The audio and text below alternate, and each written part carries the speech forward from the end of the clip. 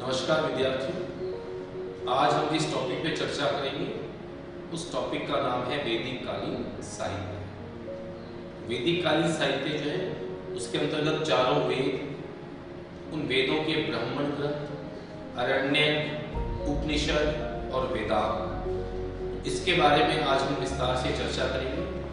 चारों वेद हैं, उनके ब्राह्मण ग्रंथ, आरण्यक, उपनिषद, वेदांत। स्टार्ट करते हैं टॉपिक आपका आज का वैदिक कालीन साहित्य। ये टॉपिक हम स्टार्ट कर रहे हैं आज, वैदिक कालीन साहित्य।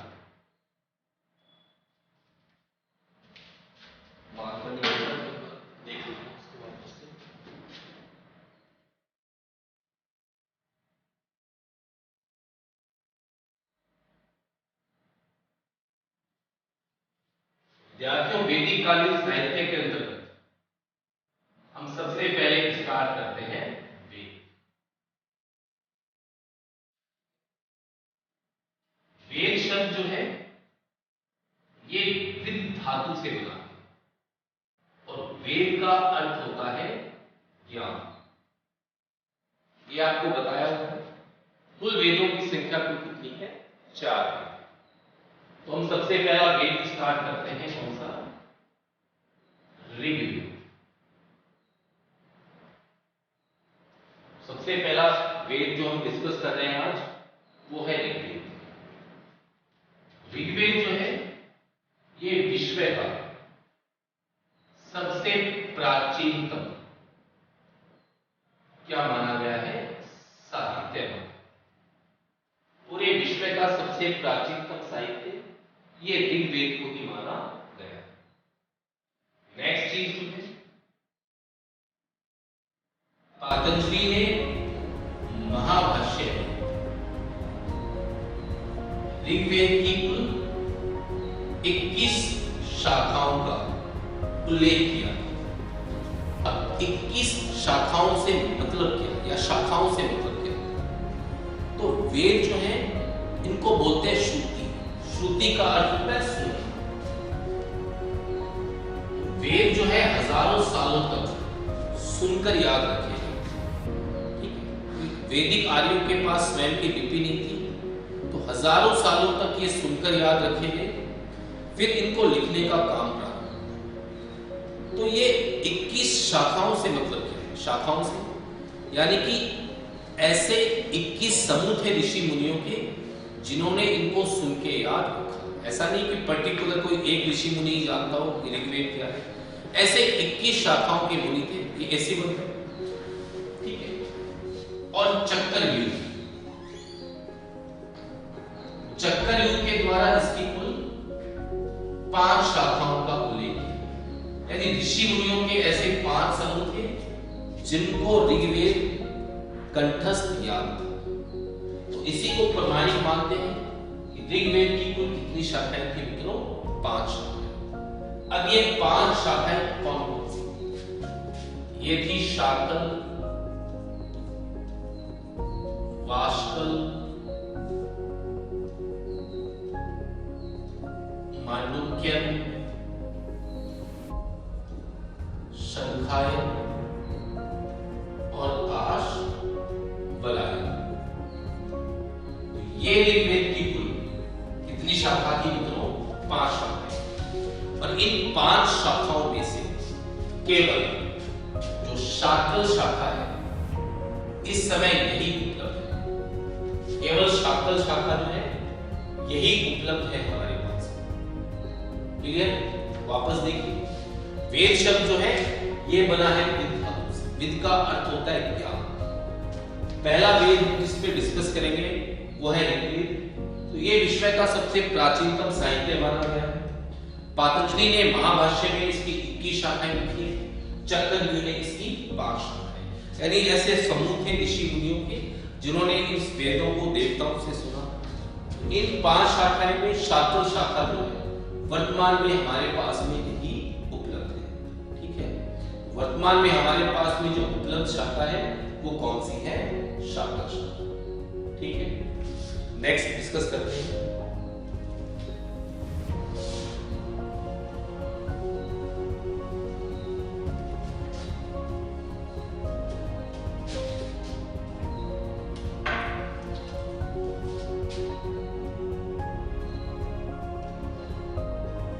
ऋग्वेद जो है दोस्तों, इसमें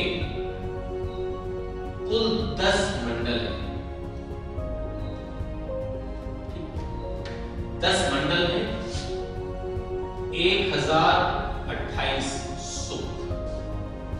अब ये 1028 सूक्त भी अलग अलग, 1017 सूक्त तो शाकल शाखा के, और 11 सूक्त जो है मित्रों, इन सूक्तों को बोलते हैं भाल खिलने। और ये 11 सूक्त जो है प्राप्त हुए हैं, ये ऋग्वेद के 4थे और 8वें मंडल के। वाल खिलने का अर्थ होता है परिशिष्ट,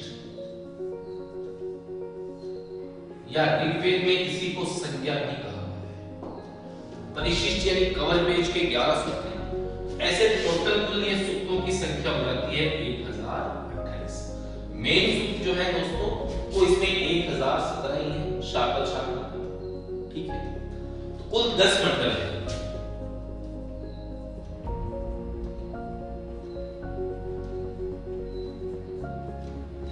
इस प्रकार से हम ऋग्वेद जो है इसके मंडलों का विभाजन करते हैं। अब इन मंडलों में सूक्त कितने कितने हैं? पहले और 10वें दोनों में कुल 191 सूक्त, पहला मंडल और 10वां मंडल। ठीक है, इनमें कुल सूक्तों की संख्या कितनी है दोस्तों? 191 सूक्त। ठीक है, दूसरे मंडल में कुल 43 सूक्त, तीसरे मंडल में कुल 62 सूक्त है, चौथे मंडल में 58, पांचवें में 87, 9वें मंडल में कुल सूक्तों की संख्या कितनी है दोस्तों? 114। और ये मैंने आपको बताया था कि 9वां मंडल जो है ये पूरा का पूरा सोम देवता का है। छठे में 75, 7वें में 104, 8वें में 292। तो ये कुल जोड़ेंगे तो हमारे पास में संख्या होती है 1017। तो ये 1017 सूक्त है दोस्तों इन मंडलों में। अब इनमें से पहला और 10वां मंडल जो है, इस पहले और 10वें मंडल को बाद में जोड़ा गया, तो इनको हम बोलते हैं शेपक मंडल। शेपक का मतलब होता है जोड़ना या चिपकाना। तो पहला और 10वां मंडल ये शेपक मंडल है, इनको बहुत ही बाद के अंदर ऋग्वेद में जोड़ा गया है। दूसरे से लेकर 7वां मंडल ये कहलाता है वंश या गोत्र मंडल, क्योंकि इनकी रचना विशेष गोत्र के पुरोहितों के द्वारा की गई। दूसरे की रचना ये ग्रीष्मर भार्गव ने की, तीसरे की विश्वामित्र, चौथे की वामदेव, पांचवे की अत्रि, छठे की भारद्वाज और 7वें की वशिष्ठ। इनके द्वारा दोस्तों इन मंडलों की रचना की गई, दूसरे से लेकर 7वां। 8वां मंडल कर्ण, अंगिरस इन ऋषियों के द्वारा लिखा गया। 9वां मंडल दोस्तों सोम देवता को समर्पित किया गया।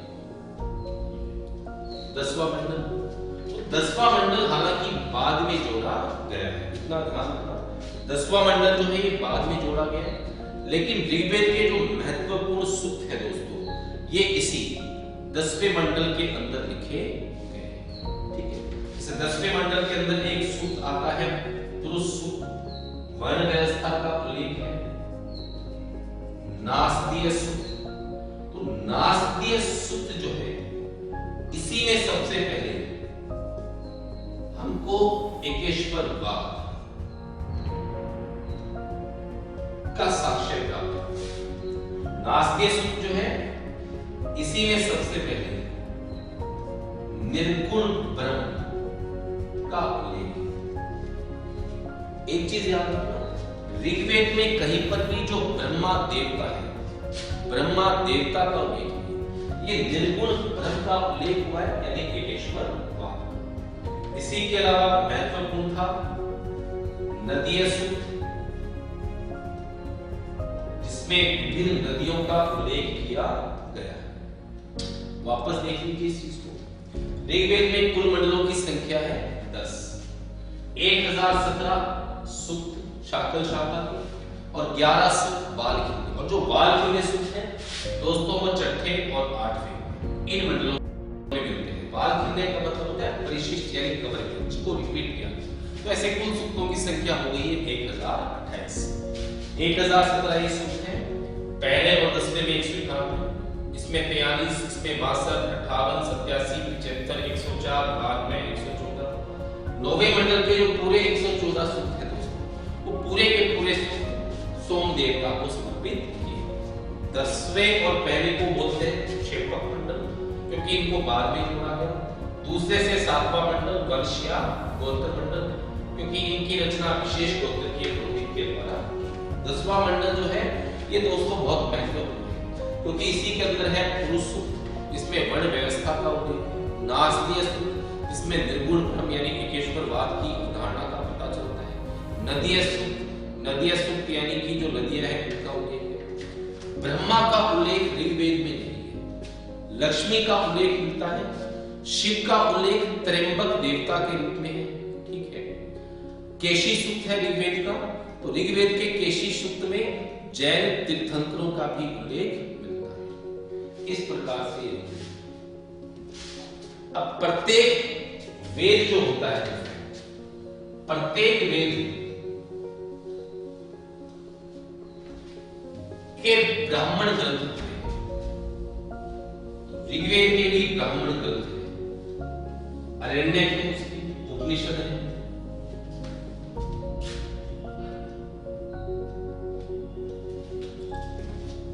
ब्राह्मण ग्रंथ होते हैं।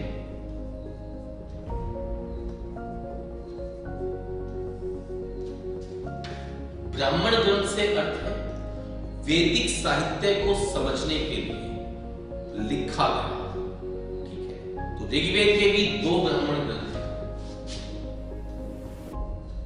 एक तो है ऐत्रेय और एक है कौशिक। अब इसको ऐत्रेय इसलिए बोलते हैं क्योंकि ऐत्रेय ब्राह्मण की रचना इत्रा के पुत्र महिदास ने, इसलिए इसको बोलते हैं ऐत्रेय ब्राह्मण। इत्रा का पुत्र था महिदास, इसने ऐत्रेय ब्राह्मण की क्या की दोस्तों रचना। कौशिक की ये ऋषि कुशितक के द्वारा लिखा है। तो ऋषि कुशितक के द्वारा लिखे होने के कारण इसको कौशिक की कहते हैं। और ऐत्रेय ब्राह्मण इसको इसलिए कहा गया क्योंकि सब इत्रा का पुत्र था महिदास, इसी के द्वारा इसकी रचना की गई। तो ऐत्रेय ब्राह्मण ग्रंथ जो है दोस्तों, इसी में लिखा गया कि अधिक अन्न उपजाओ, और यही स्लोगन था इसका, हरित। तो ऐत्रेय ब्राह्मण जो है इसी के अंदर ये स्लोगन लिखा हुआ है, अधिक अन्न उपजाओ, यानी हरित क्रांति से संबंधित। और ऐत्रेय और कौशिक यही इसके अरण्यक, अरण्यक का नाम भी यही, उपनिषद का नाम भी। अरण्यक मतलब जंगल में रहकर एकांतवास में जिनका अध्ययन किया जाए। उपनिषद, उपनिषद का अर्थ होता है गुरु के समीप रहकर सीखना। तो ऋग्वेद के अरण्य का नाम भी ऐत्रेय और कौशिक की है, और इसके उपनिषद का नाम भी ऐत्रेय और कौशिक की। अरण्य का अर्थ होता है जब ऋषि मुनि और शिष्य जो थे जंगल के अंदर एकांतवास में अध्ययन करते थे। उपनिषद का अर्थ होता है गुरु के समीप बैठकर सीखना। ऐत्रेय और कौशिक की यही इसके अरण्य के नाम है, उपनिषद के नाम है। ऋग्वेद का जो उपवेद है इसका नाम है आयुर्वेद, और इसका जो पाठ करने वाले पुरोहित होते थे, पाठ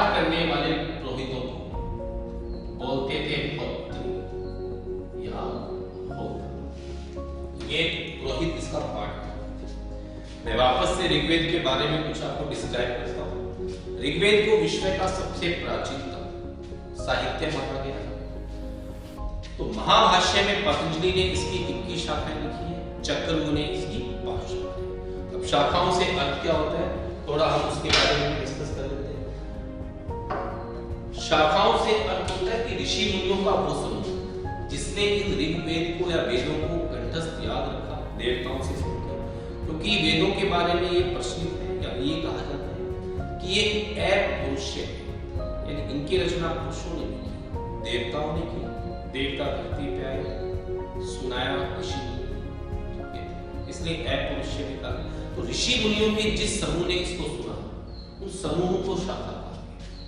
तो वर्तमान में इसकी जो 5 शाखाएं हैं, शाकल, वाष्कल, मांडूक्यन और अश्वलायन, ठीक है, शंखायन, इनमें से केवल शाकल शाखा उपलब्ध है। ऋग्वेद में कुल 10 मंडल हैं, 85 इसके अनुवाक हैं। अनुवाक मतलब चैप्टर्स हैं। इसमें 1017 सूक्त प्लस 11 बालखिल्य सूक्त छठे और 8वें मंडल के, और लगभग 10,462 या 64 इसके अंदर दोस्तों मंत्र है। 10,462 या 64 इसमें मंत्र है। तो पहला और 10वां मंडल इसको बोलते हैं क्षेपक मंडल। क्षेपक का मतलब होता है चिपकाना या जोड़ना। ये बाद में ऋग्वेद के अंदर अटैच किए गए। दूसरे से 7वां मंडल कहलाता है गोत्र या वंशमंडल, क्योंकि इनकी रचना विशेष गोत्र के पुरोहितों ने की है। 8वें मंडल की रचना कर्ण अंगिरस ऋषियों के द्वारा। 9वां मंडल पूरा का पूरा सोम देवता को समर्पित है। 10वां मंडल काफी महत्वपूर्ण है, क्योंकि 10वें मंडल के अंदर एक तो आता है पुरुष सूक्त, जिसमें वर्ण व्यवस्था का उल्लेख है। इसके अलावा नास्तीय सूक्त, नास्तीय सूक्त में निर्गुण ब्रह्म का उल्लेख है, केशवरवाद का उदाहरण मिलता है। नदीय सूक्त जो नदियां हैं उनके बारे में लिखता है। उर्वशी और पुरुरवा की कथा ये भी 10वें मंडल में ही लिखी गई है दोस्तों। तो ऐसे काफी महत्वपूर्ण हो जाता है 10वां मंडल, ठीक है। आगे बात करें तो ऋग्वेद के ब्राह्मण ग्रंथ। तो ऋग्वेद के 2 ब्राह्मण ग्रंथ हैं, ऐत्रेय और कौशिक। ऐत्रेय ब्राह्मण ग्रंथ इतरा के पुत्र महिदास ने लिखा, कौशिक की ऋषि कुशिक। ऐत्रेय ब्राह्मण में ही लिखा गया है अधिक अन्न उपजाओ, यानी एक प्रकार से हमारी जो हरित क्रांति का स्लोगन था वो ऐत्रेय ब्राह्मण। इसके अलावा दोस्तों ऐत्रेय ब्राह्मण में एक कथा और भी है, शूरशेप की कथा। शूरशेप की कथा जो है व्यास सूक्त से ली गई है ऐत्रेय ब्राह्मण में, और ये मैंने आपको बताया था शूरशेप की कथा जो है वो वरुण सूक्त से ली गई है। शूरशेप की कथा से पता चलता है कि पिता को अपना ऋण उतारने के लिए पुत्रों को बेचने तक का भी था अधिकार। वेदों के अरण्य भी होते हैं, उपनिषद भी होते हैं। अरण्य यानी जंगल में रहकर एकांतवास में जो अध्ययन करते थे उन ग्रंथों को अरण्य बोलते थे। उपनिषद का अर्थ होता है जो अपने गुरु के पास बैठकर सीखा। तो ऐत्रेय और कौशिक की ये इसके अरण्य है, ये इसकी उपनिषद है। ऋग्वेद का उपवेद है आयुर्वेद। इसका जो पाठ करते थे उन ऋषि मुनियों को बोलते थे होत्रिया। ये कुछ ऋग्वेद के बारे में मैंने आपको जानकारी दी। ऋग्वेद के बाद हम लोग दूसरा वेद डिस्कस करेंगे, उसका नाम है यजुर्वेद।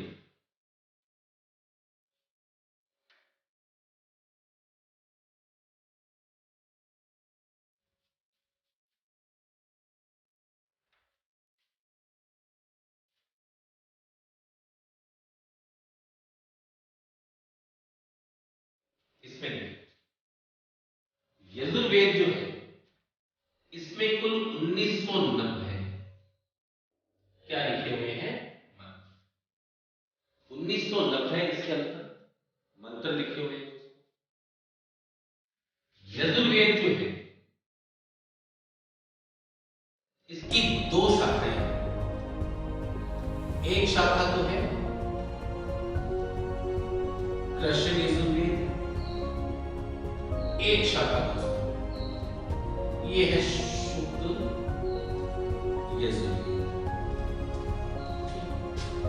2 इसके भाग हुए यजुर्वेद के, कृष्ण यजुर्वेद और शुक्ल यजुर्वेद। अब यजुर्वेद का अर्थ होता है कि कि ऐसे कौन कौन से सब्जेक्ट हैं, विषय हैं जिन पर कि किसी यज्ञ को संपादित किया जा सकता है, यानी किन किन विषय को लेकर हम यज्ञ का आयोजन कर सकते हैं। ये लिखा हुआ है इसमें यजुर्वेद में। 1990 कुल मंत्र है, 2 भाग हैं, कृष्ण और शुक्ल। अब इन दोनों के बारे में मैं आज आपको कुछ महत्वपूर्ण बातें बता रहा हूं जो अमूमन हम लोग छोड़ देते हैं। कृष्ण यजुर्वेद ये संबंधित है ब्रह्मा से, पहली चीज। इसको कृष्ण यजुर्वेद इसलिए बोलते हैं, ये किस समय लिखा गया, रात्रि के समय। कृष्ण यजुर्वेद जो है ये गद्य और पद्य में लिखा है। हम पढ़ते हैं ना एक मात्र वेद जो गद्य और पद्य में लिखा है, यजुर्वेद। यजुर्वेद के अंदर भी कौन सा यजुर्वेद, कृष्ण यजुर्वेद। तो ये गद्य और पद्य में लिखा हुआ है। दोनों में से प्राचीन कौन सा है, कृष्ण यजुर्वेद। और इसके अलावा एक विशेषता इसकी, ये अव्यवस्थित रूप से लिखा। ब्रह्मा जो देवता है वो कृष्ण यजुर्वेद से संबंधित है। ये रात्रि के समय देवताओं ने मनुष्यों को या ऋषि मुनियों को सुनाया था, रात्रि के समय सुनाया, इसलिए इसको कृष्ण यजुर्वेद गद्य और पद्य में लिखा है। सबसे प्राचीन, दोनों में प्राचीन है और अव्यवस्थित। शुक्ल यजुर्वेद की बात करें, इससे संबंधित जो देवता है उन देवता का नाम है दोस्तों आदित्य। शुक्ल यजुर्वेद से संबंधित देवता कौन है दोस्तों, आदित्य। इस समय लिखा गया दिन के समय। और भगवान जो इंद्र थे ये वासी नामक एक घोड़े का रूप धारण किया। वासी नामक घोड़े के रूप में आए और इंद्र ने शुक्ल यजुर्वेद सुनाया। वाजसेन के पुत्र याज्ञवल्क्य, वेदों के बारे में यही कहा गया कि देवताओं ने मनुष्यों को सुना। इंद्र ने वासी नामक घोड़े का रूप धारण किया और वाजसेन ऋषि के पुत्र याज्ञवल्क्य ने दिन में सुनाया। दिन में सुनाया इसीलिए इसको क्या बोलते हैं दोस्तों, शुक्ल यजुर्वेद। ठीक है, और यही सबसे महत्वपूर्ण। तीसरी चीज किसमें लिखा है, पद्य में, और इसको व्यवस्थित रूप से लिखा है। ये प्राचीन, ये नया वाला। तो ये इसके अंदर मैंने आपको अभी विभाजित करके बताया क्या चीज, वापस देख लीजिए। कुल 1990 तो दोस्तों इसमें क्या है, मंत्र है। 2 शाखाओं में या भागों में डिवाइड कर दिया गया, कृष्ण यजुर्वेद, शुक्ल यजुर्वेद। कृष्ण यजुर्वेद से संबंधित देवता है ब्रह्मा। रात्रि के समय इसको सुनाया गया, गद्य और पद्य में है, प्राचीन है, अव्यवस्थित। शुक्ल यजुर्वेद की बात करें तो इससे संबंधित देवता है जो वो है आदित्य। दिन के समय सुनाया था इंद्र ने, किस घोड़े का रूप धारण किया, वासी नामक घोड़े का, और सुनाया था वाजसेन के पुत्र याज्ञवल्क्य। इसीलिए दोस्तों शुक्ल यजुर्वेद को वाजसेनीय संहिता भी कहते हैं। पद्य में लिखा है व्यवस्थित। अब कृष्ण यजुर्वेद जो है इससे संबंधित कुल 4 शाखाएं हैं और शुक्ल यजुर्वेद से संबंधित 2 शाखाएं। कौन कौन सी है, 4 शाखाएं। तैत्तिरीय, काठल,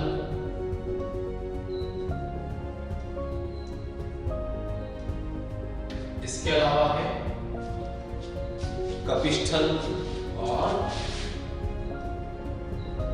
मैत्रेय। ये 4 शाखाएं तो संबंधित है कृष्ण यजुर्वेद से। 2 शाखाएं संबंधित है दोस्तों किससे, शुक्ल यजुर्वेद से, मध्यान्ह और कर्म। तो ये 2 शाखाएं तो संबंधित है शुक्ल यजुर्वेद से, 4 शाखाएं संबंधित है दोस्तों ये मैंने डिवाइडेशन कर दिया आपको भी, कृष्ण यजुर्वेद और शुक्ल यजुर्वेद। क्लियर? अब बात करते हैं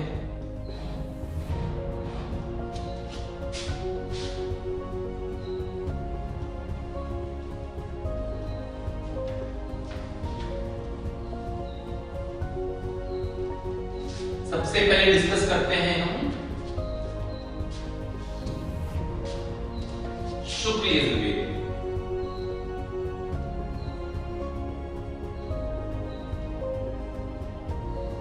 सबसे पहले हम शुक्ल यजुर्वेद पे डिस्कस करते हैं।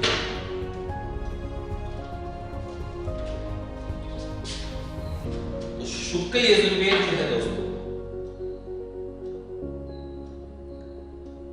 मैं थोड़ी इंक डाल लेता हूं, थोड़ी इंक लाइट होगी तो आपको बोर्ड पे दिखेगा नहीं।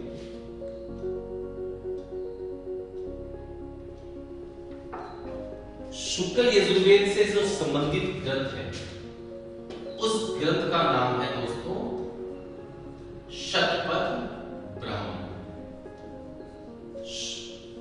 शुक्ल यजुर्वेद से संबंधित हमारे पास में जो ब्राह्मण ग्रंथ है उस ब्राह्मण ग्रंथ का नाम है शतपथ ब्राह्मण। ऋग्वेद के पश्चात पूरे वैदिक साहित्य में सबसे महत्वपूर्ण दोस्तों कौन है? शतपथ ब्राह्मण। ऋग्वेद के पश्चात सबसे महत्वपूर्ण वैदिक साहित्य में अगर कोई ग्रंथ है तो वो शतपथ ब्राह्मण है। अब शतपथ ब्राह्मण में कई कथाओं का उल्लेख भी किया गया है, जैसे कि मत्स्य अवतार, जल परागण की कथा, ये भी किसी ने लिखी है। इसके अलावा गौतम राहुगण, ये मैंने आपको उत्तरवेदी काल में पढ़ाया था, और माधव, इनकी कथा का उल्लेख, ये भी कौन से ब्राह्मण ग्रंथ में लिखा गया है? शतपथ ब्राह्मण। इसके अलावा शतपथ ब्राह्मण में स्त्री की तुलना किससे की गई है? यज्ञवेदी से। तो स्त्री की तुलना यज्ञवेदी से की गई है किसमें? शतपथ ब्राह्मण। इसके अलावा याज्ञवल्क्य और मैत्रेयी संवाद, ये लिखा हुआ है शुक्ल यजुर्वेद। एक चीज ध्यान रखना दोस्तों, याज्ञवल्क्य और गार्गी संवाद वो तो लिखा हुआ है वृहदारण्यक उपनिषद। गार्गी और याज्ञवल्क्य के बीच में संवाद हुआ वो वृहदारण्यक उपनिषद में लिखा हुआ है। और याज्ञवल्क्य और मैत्रेय के बीच में जो संवाद हुआ है, मैत्रेय के पति थे कौन? याज्ञवल्क्य। इनके बीच में जो संवाद हुआ है ये लिखा हुआ है कौन से उपनिषद, कौन से ब्राह्मण ग्रंथ में? शतपथ ब्राह्मण। ठीक है दोस्तों, शुक्ल यजुर्वेद का ब्राह्मण ग्रंथ है शतपथ ब्राह्मण। और ऋग्वेद के बाद सबसे महत्वपूर्ण ये ग्रंथ जो है वो यही है। इसी में कई कथाएं लिखी हैं, मत्स्य अवतार, जल प्लावन की कथा, गौतम राहुगण और माधव की कथा, स्त्री की तुलना यज्ञवेदी से हुई, याज्ञवल्क्य और मैत्रेयी संवाद, ये लिखा हुआ है। शुक्ल यजुर्वेद का जो अरण्यक है वो है वृहदारण्यक। ये शुक्ल यजुर्वेद का अरण्यक है और इसका उपनिषद है वृहदारण्यक उपनिषद। ये इसका उपनिषद है और वृहदारण्यक उपनिषद जो है इसी के अंदर ये भी लिखा हुआ है अहम ब्रह्मो अस्मि। वृहदारण्यक उपनिषद में लिखा हुआ है दोस्तों अहम ब्रह्मो अस्मि, यानी कि मैं ही ब्रह्म हूं। ठीक है दोस्तों, तो ये तो इसका अरण्यक हो गया और ये इसका क्या हो गया दोस्तों? उपनिषद हो गया। क्लियर? नेक्स्ट पढ़ते हैं शुक्ल यजुर्वेद।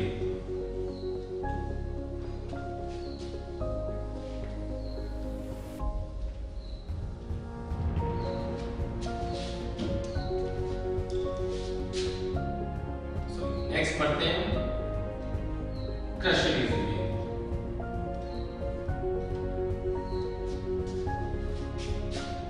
कृष्ण यजुर्वेद जो है इसके भी क्या है, ब्राह्मण,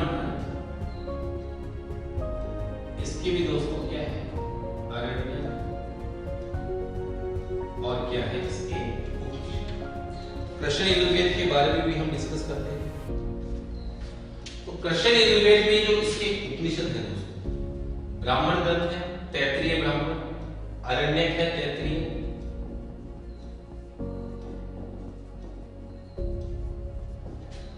इसके जो उपनिषद है दोस्तों,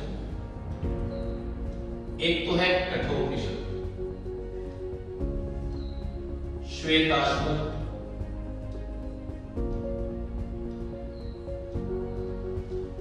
और एक है इसमें तैत्तिरीय उपनिषद। ये इसके दोस्तों उपनिषद है। अब कठोपनिषद जो है इसी के अंदर दोस्तों यम और नचिकेता संवाद है, और यम नचिकेता संवाद जो है दोस्तों, इस यम नचिकेता संवाद के अंदर ही लिखा हुआ है कि जो आत्मा होती है ये अजर, अमर और ऐश, इसको नष्ट भी नहीं किया जा सकता। ये लिखा हुआ है दोस्तों किस उपनिषद में, कठोपनिषद। श्वेताश्वर उपनिषद भक्ति का सर्वप्रथम उल्लेख दोस्तों, ये कौन से उपनिषद में है, श्वेताश्वर उपनिषद। भक्ति का सबसे पहला जो उल्लेख मिलेगा दोस्तों ये श्वेताश्वर उपनिषद में। तैत्तिरीय उपनिषद की बात करें तो दोस्तों तैत्तिरीय उपनिषद में लिखा हुआ है कि अन्न ही क्या है दोस्तों, ब्रह्म। ये लिखा हुआ है तैत्तिरीय उपनिषद। इसके अलावा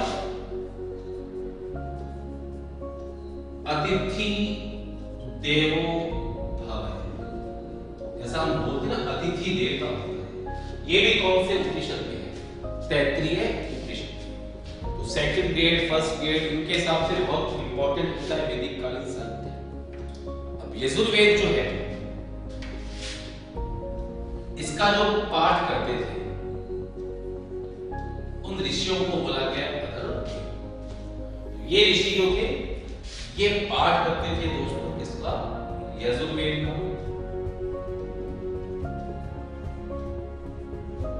इसका जो उपवेद है वो है धनुर्वेद। धनुर्वेद जो है ये इसका उपवेद है, पाठ करते थे इसका दोस्तों अथर्ववेद। ठीक है, एक बार मैं वापस से आपको बता देता हूँ यजुर्वेद के बारे में। तो यजुर्वेद के अंदर कुल मंत्रों की संख्या है दोस्तों 1990, 1990 इसके अंदर मंत्र है यजुर्वेद में। अब यजुर्वेद जो है ये है क्या, किन किन विषय के ऊपर किसी यज्ञ को संपादित किया जा सकता है, इसका उल्लेख हुआ है किसमें, यजुर्वेद में। यजुर्वेद के दो भाग हैं, कृष्ण यजुर्वेद और शुक्ल यजुर्वेद। ये दो भागों में डिवाइड किया गया। अब कृष्ण यजुर्वेद जो है इससे संबंधित देवता है ब्रह्मा। इसे कृष्ण बोलते क्यों है, क्योंकि इसको रात्रि के समय सुनाया था देवताओं ने, ऋषि मुनियों, इसलिए इसको कृष्ण यजुर्वेद कहते हैं। गद्य और पद्य में यही लिखा गया, दोनों में प्राचीनता नहीं है, अव्यवस्थित रूप से। और इसकी कुल 4 शाखाएं हैं, जैसा मैंने आपको बताया था। कुल 4 शाखाएं मानी गई हैं, मैत्रायणी है, काठल है, कपिष्ठल है, तैत्तिरीय है। बात करें हम शुक्ल यजुर्वेद की, शुक्ल यजुर्वेद से संबंधित देवता है दोस्तों आदित्य। दिन के समय इसको सुनाया, इसीलिए शुक्ल बोलते। सुनाया किसने, इंद्र ने वासी नामक घोड़े का रूप धारण किया और सुनाया। सुनाया भी किसको, वाजसेन के पुत्र याज्ञवल्क्य। इसीलिए इसको वाजसेनीय संहिता भी कहा जाता है। शुक्ल यजुर्वेद की 2 शाखाएं हैं, मध्यानंदी और कन्या। ये 2 शाखाएं हैं शुक्ल यजुर्वेद की। ये केवल पद्य में लिखा हुआ है, ठीक है। अब शुक्ल यजुर्वेद से संबंधित ब्राह्मण ग्रंथ, ये है शतपथ ब्राह्मण। ऋग्वेद के बाद सबसे महत्वपूर्ण ग्रंथ पूरे वैदिक साहित्य में ये शतपथ ब्राह्मण ही माना गया है। अब शतपथ ब्राह्मण में कई स्टोरीज हैं, कई चीजों का उल्लेख हुआ है। जैसे कि शतपथ ब्राह्मण के अंदर लिखा हुआ है मत्स्य अवतार, जल प्लावन की कथा, याज्ञवल्क्य मैत्रेय संवाद, ठीक है, ये लिखा हुआ है दोस्तों, ठीक है। इसके अलावा बात करें तो स्त्री की तुलना किससे की गई है? यज्ञ वेदी से की गई है, ठीक है। इस प्रकार से शतपथ ब्राह्मण जो है इसमें लिखा हुआ है। इसका आरण्यक भी वृहदारण्यक है, शतपथ ब्राह्मण शुक्ल यजुर्वेद का, और इसका उपनिषद भी है वृहदारण्यक उपनिषद। तो वृहदारण्यक उपनिषद जो है, ठीक है, वृहदारण्यक उपनिषद के एक तो गार्गी और याज्ञवल्क्य का संवाद है, और वृहदारण्यक उपनिषद में ही लिखा गया है अहम ब्रह्मो अस्मि, यानी मैं ही हूं। बात करें कश्य यजुर्वेद की, कश्य यजुर्वेद के ब्राह्मण ग्रंथ है तैत्तिरीय, आरण्यक भी तैत्तिरीय, उपनिषद है कठोपनिषद, श्वेताश्वर और तैत्तिरीय। अब कठोपनिषद में यम और नचिकेता संवाद है, इसी में लिखा हुआ है कि आत्मा अजल अमर और अनश्वर। श्वेताश्वर उपनिषद की बात करें, भक्ति का पहला उल्लेख श्वेताश्वर उपनिषद में। तैत्तिरीय उपनिषद की बात करें जो कश्य यजुर्वेद से संबंधित है, इसमें लिखा है कि अन्न ही ब्रह्म है। दूसरी चीज जो लिखी हुई है वो लिखी है अतिथि देवो भव, ठीक है। तो ये चीजें मैंने आपको बताई। इसके बाद जो तीसरा वेद हम डिस्कस करने वाले हैं अभी, वो है कौन सा वेद? सामवेद। तीसरा वेद डिस्कस करते हैं दोस्तों।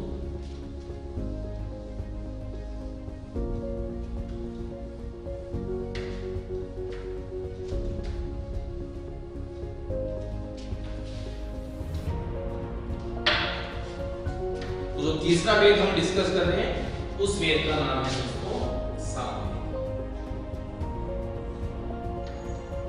सामवेद में कितने मंत्र हैं? 1549। विश्व की सबसे प्राचीनतम जो गाने योग्य रचना मानी जाती है वो सामवेद है। तो संगीत शास्त्र की प्राचीनतम रचना, ये भी कौन सा वेद है? सामवेद। संगीत शास्त्र की प्राचीनतम रचना ये सामवेद को माना गया है, ठीक है। अब इसकी कुल 3 शाखाएं हैं। गुजरात के ऋषि मुनियों की शाखा है, जिसे तो बोलते हैं कौथुम शाखा। दूसरी है महाराष्ट्र की राणायणीय, और तीसरी है दोस्तों कर्नाटक। इस शाखा को बोलते हैं जैन। तो ये कुल 3 शाखाएं हैं किसकी? सामवेद की, ठीक है। नेक्स्ट देखिए, अब सामवेद का जो ब्राह्मण ग्रंथ है वो है पंचविश, षड्विश और जैमिनी। ये सामवेद के दोस्तों क्या है? ब्राह्मण ग्रंथ। अब पंचविश जो है, पंचविश को बोला जाता है महाब्राह्मण या तांडेय ब्राह्मण। षड्विश को बोलते हैं दोस्तों अद्भुत ब्राह्मण। जैमिनी को बोलते हैं तरुण। ये क्वेश्चन जो है लास्ट से लास्ट स्त्री सब्जेक्ट में आता है कि अद्भुत ब्राह्मण ग्रंथ किसको कहते हैं दोस्तों? षड्विश। महाब्राह्मण या तांडेय पंचविश को, अद्भुत ब्राह्मण षड्विश, जैमिनी को बोलते हैं तरुण। अब सामवेद जो है दोस्तों, इसके प्रथम दृष्टा ये थे ऋषि वेद व्यास के पुत्र जैमिनी। जैमिनी के पुत्र वेद व्यास जो है ये इसके पहले दृष्टा थे। दृष्टा से मतलब क्या है ये भी बताना जरूरी है, ठीक है। वेद व्यास के शिष्य जैमिनी इसके प्रथम दृष्टा थे। दृष्टा का मतलब होता है कि ऋषि मुनियों ने सुना, देखकर सुना, ठीक है। वेदव्यास के शिष्य जो थे जैमिनी, ये इसके पहले दृष्टा, यानी देवताओं ने सबसे पहले किसको सोचा? जैमिनी, ठीक है। जैमिनी ने उसको देखा भी और सुना, ठीक है। ये सारी चीजें, ये इसका ब्राह्मण ग्रंथ। अरण्य की बात करिए तो छांदोग्य और जैमिनी अरण्य, लेकिन सबसे महत्वपूर्ण सामवेद में जो आता है वो इसका एक उपनिषद है जिसका नाम है छांदोग्य उपनिषद। अब छांदोग्य उपनिषद में कई बातों का ऐसा उल्लेख किया गया है जो आपके लिए जरूरी है। यह मैंने आपको बताया था कि 3 आश्रमों का उल्लेख तो मिलता है छांदोग्य उपनिषद में, चारों का तो जागरूपनिषद में। इसके अलावा छांदोग्य उपनिषद में लिखा गया है कि कुरु जनपद जो है उसमें कभी ओले नहीं पड़ते और टिड्डियों ने उनकी फसल को कभी भी हानि नहीं पहुंचाई। इसके अलावा छांदोग्य उपनिषद में एक दोस्तों संवाद लिखा हुआ है आरुणि श्वेत केतु और उद्दालक आरुणि, उद्दालक आरुणि और श्वेत केतु, ये संवाद दोस्तों लिखा हुआ है किसमें? छांदोग्य उपनिषद। छांदोग्य उपनिषद में उद्दालक आरुणि और श्वेत केतु संबंधित संवाद है और इसमें ब्रह्म के बारे में विस्तार से चर्चा की। सामवेद का जो पाठ करते थे, पाठ करने वाले ऋषियों को बोलते हैं दोस्तों उद्गाता ऋषि, और इसका जो उपवेद है वो है दोस्तों कौन सा? गंधर्व वेद। गंधर्व वेद इसका उपवेद है, पाठ करते थे उद्गाता ऋषि। इसका एक प्रमुख उपनिषद है छांदोग्य उपनिषद, जिसमें उद्दालक आरुणि और श्वेत केतु संवाद है, ठीक है। वो 3 शाखाएं हैं, गुजरात की कोथुम, महाराष्ट्र की रामायणी है, कर्नाटक की जैमिनी। इसमें सबसे महत्वपूर्ण जैमिनी है, ठीक है। ब्राह्मण ग्रंथ है पंचविश, जिसको महाब्राह्मण या तांडव ब्राह्मण कहते हैं। षड्विश इसको अद्भुत ब्राह्मण, जैमिनी को तलबकार कहते हैं, ठीक है। इसके पहले दृष्टा ये वेदव्यास के शिष्य जैमिनी को माना, ठीक है। तो इस प्रकार से सामवेद, और सामवेद इतना महत्वपूर्ण था कि भगवत गीता जो है उस भगवत गीता में श्री कृष्ण ने स्वयं को वेदों में सामवेद कहा। ये ध्यान रखना, श्री कृष्ण ने भगवत गीता में स्वयं वेदों में क्या बताया, ठीक है। नेक्स्ट पढ़ते हैं। जो अंतिम वेद है हमारे पास में उसका नाम है दोस्तों अथर्ववेद।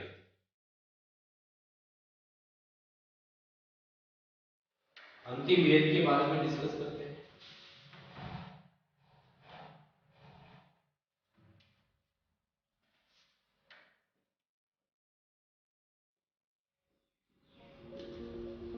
अथर्ववेद जो है दोस्तों, इसको वेद त्रय में शामिल नहीं करते। पहली चीज, त्रय का मतलब होता है 3, तो वेद त्रय में अथर्ववेद को शामिल नहीं किया जाता। उसका कारण है अथर्ववेद में ऐसी कई चीजें लिखी गई है जो वैदिक विचारधारा से संबंधित नहीं है, जैसे कि जादू टोना, रहस्य, तिलिस्म, सती प्रथा, इन सब का उल्लेख है और ये सारी चीजें वैदिक विचारधारा से संबंधित नहीं। इसकी कुल 2 शाखाएं हैं, पीपला और शौनक, कुल 2 शाखाएं, ठीक है। इसमें कुल 20 अध्याय हैं, 731 इसके अंदर दोस्तों कहते हैं सूत्र, 6000 मंत्र हैं। इनमें से भी अकेले 1200 मंत्र कॉपी किए गए। कौन से वेद से? ऋग्वेद से। जैसे सामवेद की भी बात करें तो सामवेद में जितने मंत्र बताए थे 1549, तो उनमें से 75 को छोड़ के बाकी सारे ऋग्वेद से कॉपी किए गए। इसमें भी 1200 मंत्र जो है इनको कॉपी किया गया इससे ऋग्वेद से। अथर्ववेद जो है इससे संबंधित है। ब्राह्मण ग्रंथ है भूपत ब्राह्मण, इसका कोई अरण्य नहीं है। उपनिषद में है मुंडकोपनिषद। दोस्तों मुंडकोपनिषद में लिखा हुआ है भारत का राष्ट्रीय सत्यमेव जयते। भारत का राष्ट्रीय वाक्य है सत्यमेव जयते। दोस्तों मुंडकोपनिषद में लिखा। इसका पाठ करते थे दोस्तों ब्रह्मा ऋषि, और इसका उपवेद ये कौन सा वेद है? शिव। इस प्रकार से आज हमने थोड़ी सी चर्चा की चारों वेदों के बारे में, उनके ब्राह्मण ग्रंथ, अरण्य। एक बार मैं आपको वापस से पूरा ब्रीफली बताता हूं। वेद, वेद शब्द विद धातु से बनता है। विद का अर्थ होता है ज्ञान। सबसे प्राचीनतम वेद ऋग्वेद है, और पूरे विश्व की बात करें तो पूरे विश्व में सबसे प्राचीनतम साहित्य कौन सा है? ऋग्वेद। ठीक है, ऋग्वेद मतलब ऋग रचना मंत्रों की। तो ऋग्वेद में कुल दोस्तों पतंजलि ने महाभाष्य में बताया कि ऋग्वेद की कुल 21 शाखाएं थी। चक्रव्यूह ने बताया 5 शाखाएं थी। चक्रव्यूह की 5 शाखाओं को मानते हैं, शाकल, वाष्कल, ठीक है, और इसके अलावा शंखायन, मांडुक्यन, अश्वलायन, ये 5 शाखाएं थी। इनमें से शाकल शाखा की प्रतियां उपलब्ध है, ठीक है, और शाकल शाखा जो है इसमें कुल 1017 सूक्त थे। उसके छठे और 8वें मंडल के अंदर 11 बालखिल्य यानी परिशिष्ट है, तो कुल सूक्तों की संख्या 1028 हो गई। अलग अलग मंडलों के अलग अलग सूक्त। इससे पहले में कुल कितने सूक्त हो गए? 191 सूक्त हो गए। दूसरे की बात करें 43 हो गए। तीसरे की बात करें 62, जैसे मैंने आपको बताया था, ठीक है। तो इस प्रकार से चौथे की बात करें 48 सूक्त। तो इस प्रकार से सूक्त है दोस्तों इसके अंदर, ठीक है। पहला और 10वां मंडल क्षेपक मंडल बाद में जोड़ा गया। दूसरे से 7वां गोत्रीय वंश मंडल। 9वां मंडल सोम देवता को समर्पित है। 8वीं की रचना कर्ण और अंगिरस ने की। 10वां मंडल दोस्तों काफी महत्वपूर्ण है कि उसमें कई ऐसी चीजों का उल्लेख है, जैसे कि मैंने बताया था आपको नास्तिय सूक्त, निर्गुण ब्रह्म की उसमें एकेश्वरवाद की उपासना है। नदियां सूक्त, नदियों का उल्लेख है। पुरुष सूक्त, वर्ण व्यवस्था का उल्लेख है। ये सब चीजें हैं ऋग्वेद में। ऋग्वेद के ब्राह्मण ग्रंथों की बात करें तो ऐत्रेय ब्राह्मण और कौशिकी ब्राह्मण। ऐत्रेय ब्राह्मण किस लिए बोलते हैं? क्योंकि इत्रा के पुत्र मेघदास ने रचना की। कौशिकी क्यों बोलते हैं? क्योंकि कुशीतक रचना ऋषि ने इसकी रचना की। और ऐत्रेय ब्राह्मण में एक स्लोगन लिखा है, अधिक अन्न उपजाओ, यानी कि एक प्रकार से भारत में जो हरित क्रांति का स्लोगन था, अधिक अन्न उपजाओ, वो हमको मिलता है दोस्तों किसमें? ऐत्रेय ब्राह्मण। इसी प्रकार से दूसरे वेद की बात करें यजुर्वेद, तो यजुर्वेद जो लिखा गया 1990 मंत्र है उसमें। अब यजुर्वेद जो है इसलिए लिखा गया कि किन किन सब्जेक्ट्स पे हम यज्ञ को कर सकते हैं, उसके लिए यजुर्वेद की रचना की गई। इसके 2 भाग हैं, कृष्ण और शुक्ल। कृष्ण से संबंधित देवता दोस्तों ब्रह्म। रात्रि के समय इसको सुनाया गया था ऋषि मुनियों को, देवताओं ने सुनाया। गद्य और पद्य में यही लिखा हो, प्राचीन है, अव्यवस्थित। इसमें इसकी कुल 4 शाखाएं हैं। मैत्रायणी है, काठक है, कनिष्ठ है, तैत्तिरीय है। शुक्ल यजुर्वेद की बात करें तो शुक्ल यजुर्वेद जो है दोस्तों, इससे संबंधित देवता है आदित्य, और इसको दिन में सुनाया था ऋषि मुनियों को, देवताओं ने। और किस देवता ने सुनाया? इंद्र ने वासी नामक घोड़े का रूप धारण किया। सुनाया भी किसको? वाजसेन के पुत्र याज्ञवल्क्य, ठीक है। इसीलिए इसको वाजसेनीय संहिता भी कहते हैं। ये केवल पद्य में, शुक्ल यजुर्वेद जो है वो केवल पद्य में ही है, ठीक है। और इसकी 2 शाखाएं हैं, मध्यान्ह और कर्ण। लेकिन शुक्ल यजुर्वेद दोस्तों बहुत महत्वपूर्ण है, क्योंकि शुक्ल यजुर्वेद का जो ब्राह्मण ग्रंथ है शतपथ ब्राह्मण, उसे ऋग्वेद के बाद सबसे ज्यादा मान्यता मिलती है या प्रमुख ग्रंथ मानते हैं। शतपथ ब्राह्मण में कई चीजें हैं। स्त्री की तुलना यज्ञ विधि से की गई, यज्ञ विधि के समान बताया गया स्त्री को। इसके अलावा मत्स्य अवतार की कथा है, जल प्लावन की कथा है, याज्ञवल्क्य और मैत्रेय संवाद। थोड़ा सा अलग अलग है। गार्गी और याज्ञवल्क्य संवाद तो वृहदारण्यक उपनिषद में है। याज्ञवल्क्य और मैत्रेय संवाद ये शतपथ ब्राह्मण में है। तो शुक्ल यजुर्वेद का जो अरण्यक है वो है वृहदारण्यक, उपनिषद भी जो इसका है वो है वृहदारण्यक उपनिषद। और जो वृहदारण्यक उपनिषद है उसी में लिखा हुआ है अहम ब्रह्मो अस्मि। इसके अगर उपनिषदों की बात करें कृष्ण यजुर्वेद की, तो कृष्ण यजुर्वेद जो है इसका जो उपनिषद है कठोपनिषद, उसमें यम और नचिकेता ये संवाद है। उस यम नचिकेता संवाद में लिखा हुआ है दोस्तों कि आत्मा अजर अमर व अनश्वर है। कृष्ण यजुर्वेद का ही एक उपनिषद है श्वेताश्वर। श्वेताश्वर उपनिषद में सबसे पहले भक्ति का क्या हुआ उल्लेख हुआ है। इसके बाद में आता है तैत्तिरीय उपनिषद। तो तैत्तिरीय उपनिषद के अंदर जो चीज लिखी हुई है वो चीज लिखी हुई है कि अन्न ही ब्रह्म है। ठीक है, अन्न ही ब्रह्म है, एक तो ये लिखा है और एक लिखा है इसके अंदर अतिथि देवो भव। ये लिखा हुआ है तैत्तिरीय उपनिषद जो कि कृष्ण यजुर्वेद का है। सामवेद की बात करें तो कुल मैंने आपको बताया 1549 इसमें बंधन है। इसकी कुल 3 शाखाएं हैं। गुजरात की शाखा को बोलते हैं कोथी, महाराष्ट्र की शाखा को राणायणी है, कर्नाटक की शाखा को जैमिनी। तो सबसे महत्वपूर्ण जैमिनी शाखा है। सामवेद के उपनिषद की बात करें छांदोग्य उपनिषद। सामवेद का जो छांदोग्य उपनिषद है एक तो उसमें लिखा है कि कुरु जनपद में कभी भी ओले नहीं पड़ते। छांदोग्य उपनिषद के अंदर ज्वालक आरुणि और श्वेत इनकी कथा का भी दोस्तों क्या हुआ है। लास्ट आता है आपके अथर्ववेद। तो वेद त्रय के शामिल नहीं करते। वेद त्रय में केवल ऋग्वेद को, यजुर्वेद को, सामवेद को शामिल करते हैं। 2 शाखाएं हैं ऋग्वेद और शाखा। अथर्ववेद के अंदर कुल 20 अध्याय हैं, 731 सूक्त, 6000 मंत्र, ये सब है इसमें। इसके ब्राह्मण ग्रंथ का नाम है कौकव। इसका कोई अर्थ नहीं। इसका उपनिषद है मुंडकोपनिषद। इसी में भारत का राष्ट्रीय वाक्य लिखा है सत्यमेव। इसके अलावा मुंडकोपनिषद में लिखा है कि यज्ञ करने से, ठीक है, यज्ञ की तुलना जो थी फूटी हुई नाव से, ये भी किसमें की गई दोस्तों मुंडकोपनिषद। इसका जो पाठ करते थे उन विषयों को बोलते थे ब्रह्मा। इसका जो उपवेद है वो क्या है शिव। ऋग्वेद का उपवेद आए तो वो होता है कौन सा वेद, आयुर्वेद। यजुर्वेद की बात करें धनुर्वेद, सामवेद की बात करें गंधर्ववेद, और अगर अथर्ववेद की बात करें तो दोस्तों कौन सा है शिव। तो ये वैदिक कालीन साहित्य था। 4 वेद, इनके कुछ महत्वपूर्ण ब्राह्मण ग्रंथ, अरण्यक और उपनिषद, इनके बारे में डिस्कस किया। हमारी जो नेक्स्ट क्लास होगी इसके अंदर हम स्टार्ट करेंगे मौर्य